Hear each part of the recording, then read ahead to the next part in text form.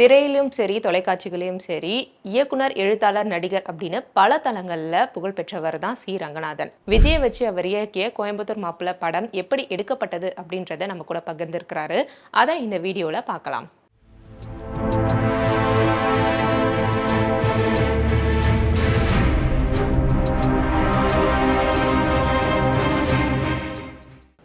சினிமாவில் ஒரு வெற்றிகரமான நடிகராக புகழ் பெறுவது எளிது.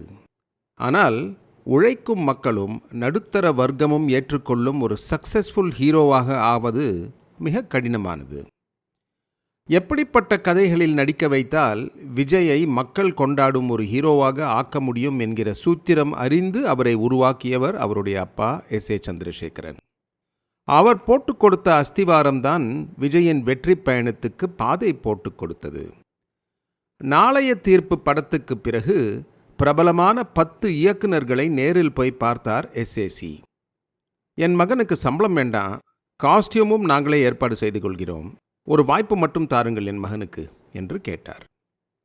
ஆனால் அப்போது மறுத்த அந்த 10 இயக்குநர்களும் பின்னாளில் விஜயின் கால்ஷீட் கேட்டு வந்தார்கள். மகனை அப்படி சக்சஸ்ஃபுல் ஹீரோவாக உருவாக்கி காட்டினார் S.A.C. அப்பாவின் இயக்கத்தில் விஜய் தொடர்ந்து நடித்த தொடக்கக்கால படங்கள் அனைத்திலும் நான் தான் இணை இயக்குனர் என்பதால் விஜயை உருவாக்க S.A.C. சார் எவ்வளவு சிரமங்களையும் ஏச்சு பேச்சுகளையும் சந்தித்தார் என்பது எனக்கு நன்றாக தெரியும். அதேபோல் அப்பா என்கிற பலம்தான் நமக்கு இருக்கிறதே என்று விஜயும் அலட்சிய மனப்பான்மையுடன் சினிமாவுக்கு வரவில்லை. நடிப்பு, நடனம், சண்டை பயிற்சி, பாடும் திறமை என அனைத்து திறமைகளையும் வளர்த்து கொண்டார் விஜய். சினிமாவுக்கு மிகவும் உண்மையாக இருந்தார். எனக்கு இது தெரியாது என்று சொல்லவே மாட்டார். சண்டை காட்சிகளில் சில ஆபத்தான ஆக்ஷன்களுக்கு டூப் வச்சுக்கலாம் என்று அப்பா சொன்னால், டூப்பை பற்றி என்கிட்ட பேசாதீங்க, தயவுசெய்து அப்பாவை செட்லேருந்து வெளியே அனுப்பிட்டு வாங்க, அவர் இங்கே இருந்தால் ரொம்ப பயப்படுவார். ஃபைட்டர்ஸ் யாராவது டூப் போட்டுக்கிறாங்களா? நானும் அவங்கள மாதிரி ஃபைட் கற்றுக்கிட்டு தானே வந்திருக்கேன். ஹீரோனா வலி இல்லாமல் அடி இல்லாமல் ஃபைட் பண்ணிட முடியுமா என்ன என்று கேட்டு அப்பாவை செட்டிலிருந்து வெளியே அனுப்பிவிட்டு சண்டை காட்சியில் நடிப்பார். கோயம்புத்தூர் மாப்பிள்ளை படத்தின் கிளைமேக்ஸ் சண்டை காட்சியில் வில்லன் கரனும் அவருடைய அடியாட்களும் கையில் டியூப்லைட்களுடன் விஜயை சுற்றி வளைத்து டியூப்லைட்டால் அவரை மாறி மாறி அடிப்பார்கள். அப்போது விஜய் உடம்பாலும் கையாலும் அவற்றை தடுக்க வேண்டும். இந்த காட்சியில் டூப் வைக்க விஜய் ஒப்புக்கொள்ளவில்லை.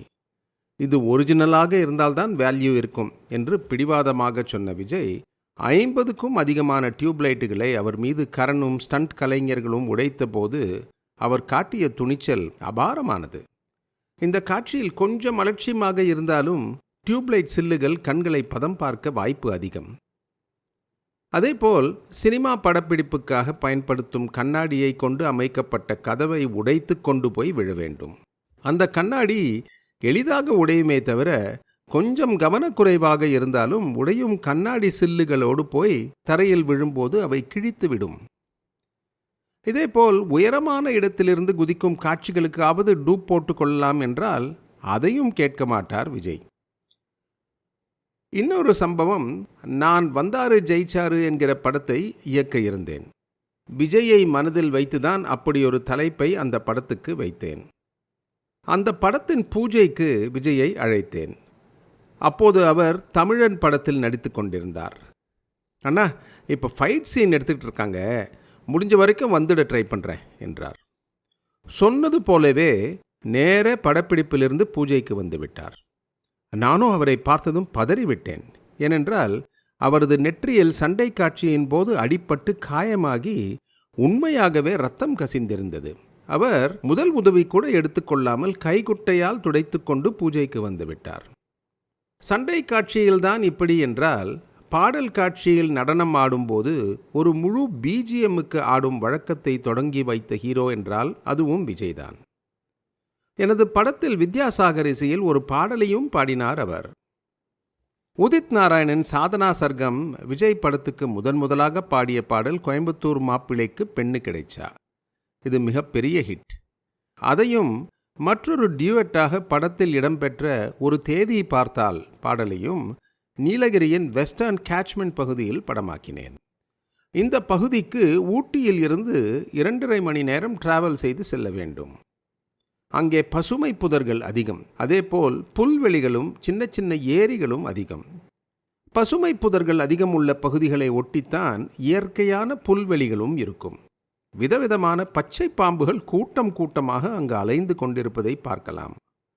ஆனால் எங்களுக்கு எதுவும் நேர்ந்து விடாது என்று தான் அங்கே போய் படப்பிடிப்பை தொடங்கினோம்.